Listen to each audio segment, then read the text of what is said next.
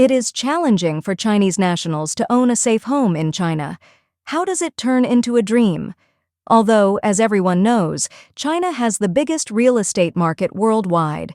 Chinese citizens invest most of their savings in real estate. However, both purchasers and inhabitants have long expressed worry about the caliber of residential building in China. Chinese people frequently call structures with significant safety concerns or poor construction tofu buildings. In Harbin, Heilongjiang Province, a sizable portion of the insulation material on the outside wall of a residential high-rise collapsed on July 5th. The following day, numerous people were hurt when tiles on a high-rise building's outer wall in Xinhua, Hunan, fell off. Reporters discovered that these high-rise buildings' external walls have broken off in a few different locations this year. As of January 8th, 54 people lost their lives due to the collapse of a self-built building in Wangcheng District, Changsha, Hunan Province, China. Prior to the incident, various departments had deployed 6 times to inspect and rectify illegal constructions. However, due to mutual blame among departments and layers of falsification, it ultimately led to this tragedy. The collapsed building comprised 8 floors. The first floor was a storefront, the second floor was a restaurant, the third floor was a cinema cafe, and the 4th to 6th floors were family inns. The 7th and 8th floors were used for residential purposes. The building collapsed during lunchtime, burying several medical college students who were dining in the building.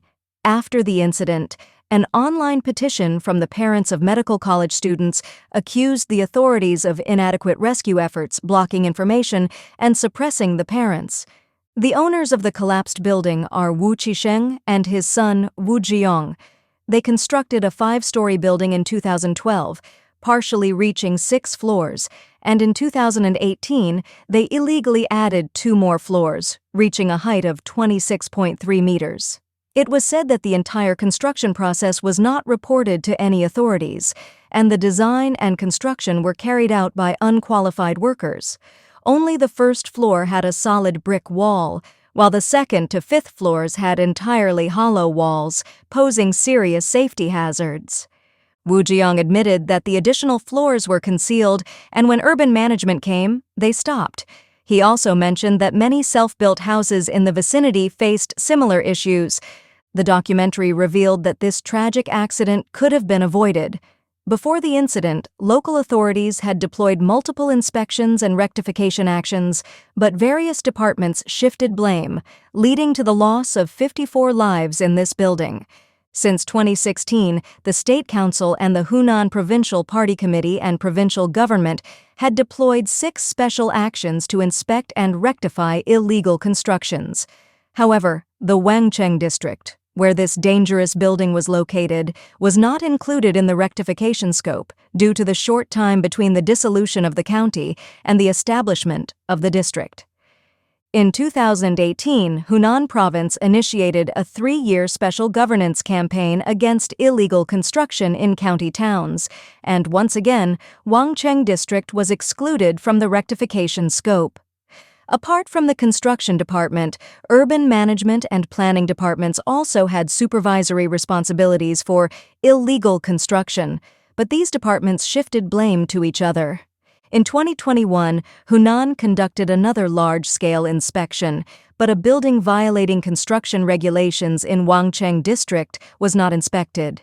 Instead, false data was fabricated, reporting figures ranging from 217 buildings to over 80,000 buildings, then reduced to over 18,000 buildings, a significant difference between before and after. What is even more shocking is that the appraisal company that issued a qualified report for this life-threatening building was recommended by the former deputy team leader of the security team of Wangcheng District's Public Security Sub-Bureau, who received tens of thousands of dollars in bribes from that company. Furthermore, there was only one direct inspection visit, where the community spent $120 to hire someone to superficially inspect this dangerous building. In the end, the tragedy occurred, and 54 people lost their lives in the collapsed building. Many netizens expressed anger at the layers of falsification by the authorities leading to this tragedy. So many units, not one taking it seriously. It makes me sigh continuously. There were so many opportunities to discover and rectify, with each department blaming each other, and in the end, it cost the lives of the people. This is not just 54 lives, behind it are 54 families. Ordinary people building houses for themselves, every approval step makes you run around, and there's no shortage of treating to meals. How did this family manage to build to 6 floors, and then added 2 more floors without anyone intervening? This is illogical. It can be affirmed that behind this is not just incompetence. If it weren't for the homeowner clearing the way, paying to clear the way for each link, I wouldn't believe it. Recently, state media revealed that many villagers in Hunan complained that the poverty alleviation houses they moved into were shoddily constructed. The Chinese government claimed to have successfully eradicated poverty over 2 years ago, a statement consistently challenged by external observers. Even the official media now admits to falsification. According to China Central Television (CCTV), several villagers in Menggong Town According to China Central Television (CCTV), several villagers in Menggong Town, Xinhua County, Laodi City, Hunan Province, reported problems with the quality of the poverty alleviation houses they moved into in 2019. Shortly after moving in, they discovered various quality issues, including cracks in the exterior walls, cracks of different sizes in ceilings and floors, missing steel bars in beams, and leaks in toilets, kitchens, and even bedrooms. The construction project was named Xinhua County's 2018 Relocation Project for Poverty Alleviation and Concentrated Resettlement. It included 12 resettlement houses in Fujia Village, Menggong Town, accommodating 189 households and 808 villagers from various villages in Menggong Town. The project was completed in December 2018, and villagers moved in by May 2019. However, within less than 5 years of completion, frequent quality issues emerged. The construction was undertaken by Hunan Construction Engineering Group, a state-owned enterprise. A construction worker responsible for maintenance and reinforcement mentioned that all 12 buildings needed reinforcement. Currently, only 2 households have had sample reinforcement work done, and several villagers have moved out due to fears of potential dangers. Some villagers reported that they had to reinforce their bedroom and living room floors with additional beams to prevent them from shaking by merely stomping on the floor. There were instances where residents felt the floor shaking as they walked inside their homes.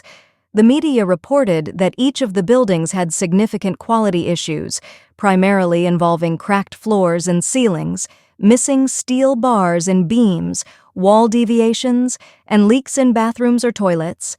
Some residents even tore apart their bedroom doors to reveal brown cardboard inside. Fujia Village Resettlement Point was later changed to Yongping Community in Menggong Town. A community cadre admitted that, according to statistics, each of the 12 buildings had quality issues, as pointed out by multiple relocated households. Previous extensive repairs and reinforcements proved ineffective, leading to an increasing number of issues. Many residents became more fearful, considering moving out before the buildings collapsed.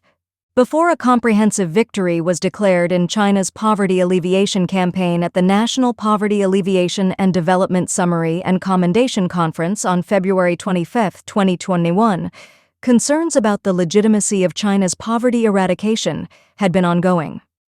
After Xi Jinping announced the comprehensive eradication of absolute poverty, skepticism regarding the standards and authenticity of China's poverty alleviation efforts persisted. In April 2021, a rare report by CCTV revealed a fake poverty alleviation and hat-removing case in Luonan, Shanxi Province. This revelation sparked discussions on Weibo. Following Xi Jinping's declaration and historical resolutions of absolute poverty, official rhetoric shifted away from poverty alleviation. The term poverty alleviation was downplayed, and previous poverty alleviation offices were renowned National Rural Revitalization Bureaus. After the 20th National Congress, various regions highlighted their efforts in local poverty alleviation projects and development efforts. In examining past poverty alleviation work, it has become a thing of the past, as illustrated by a case where property owners in a community were confronted with poorly constructed buildings. Not even 2 years after receiving their houses, the building's pillars were found to be cracked. Upon closer inspection through the gaps, it was discovered that the pillars were filled with foam, with only a few steel bars connecting them. Owners were concerned about the safety of living in such houses. One resident revealed that the pillars were filled with foam and could be easily broken into pieces. The owner questioned the construction standards of these houses and wondered how they passed inspection initially.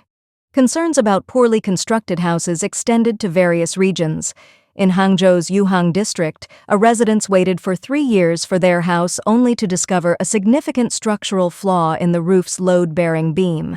The concrete beam, which was supposed to be sturdy, could be crushed with a piece of bamboo, revealing unknown building materials. The owner expressed worries about the potential consequences of such poorly constructed houses for future generations. Instances of substandard construction are not limited to residential buildings. In a luxurious residence in Beijing, a woman returned home to find her CNY 20 million mansion ruined by shoddy construction. Upon entering her house, she discovered that the interior of the living room and dining room had been ruined. She could even hear sounds like rain coming from the ceiling. Her entire plumbing system had been leaking, leading to the current state of disrepair. Luckily, she wasn't home when the damage occurred. The woman expressed her frustration at the CNY 20 million luxurious residence that had turned into a disaster. She mentioned that her neighbors had warned her about severe leaks in the house, and she had become an unsuspecting victim. These incidents have sparked online discussions, with netizens expressing concerns about poorly constructed luxury homes and questioning the quality of ordinary houses. In Hainan's Xi'an district, a redevelopment project was once considered a key project by the provincial government, but has now been exposed as a substandard construction project. According to local villagers, almost every household in the redevelopment project for Xinhai village has serious quality issues, including leakage. The Chinese real estate report on August 21st revealed that residents in Xi'an district, Mr. Zhang and his wife, disclosed that the new Xinhai redevelopment and relocation commercial housing they purchased had serious quality issues, such as large-scale leakage and the concrete ceiling cracking. Mr. Zhang, who relied on fishing and odd jobs to make a living before the Xinhai village redevelopment, stated that during the house acceptance, they could only see the superficial appearance of the fully furnished delivery, and the leakage issue was not apparent at the time. In early March 2021, the Zhang family found leaks in the 150-square-meter house's ceiling, and the authorities have not provided any explanation until now. The new house had leaks everywhere, cracks in the ceiling, peeling of the plaster layer, and other problems. The Zhang family couldn't trust living in a house of such poor quality.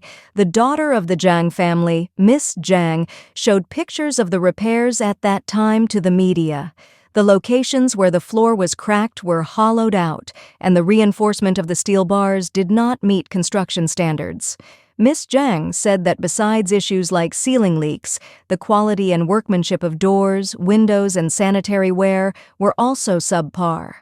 The surface strength of the entry door was insufficient, and it would easily dent under external pressure. The plastic door in the bathroom would easily puncture with a slight force. The new toilet in the bathroom had a cracked gasket after just 1 or 2 uses. In the Xinhai redevelopment and relocation commercial housing, almost every household faced leakage problems, not just Mr. Zhang's family. The quality of these houses was quite poor. These revelations point to a broader issue of poorly constructed buildings in mainland China, with concerns ranging from substandard residential buildings to luxury homes. Instances of houses built with subpar materials and construction practices have sparked discussions about the credibility of construction standards and quality control in the country.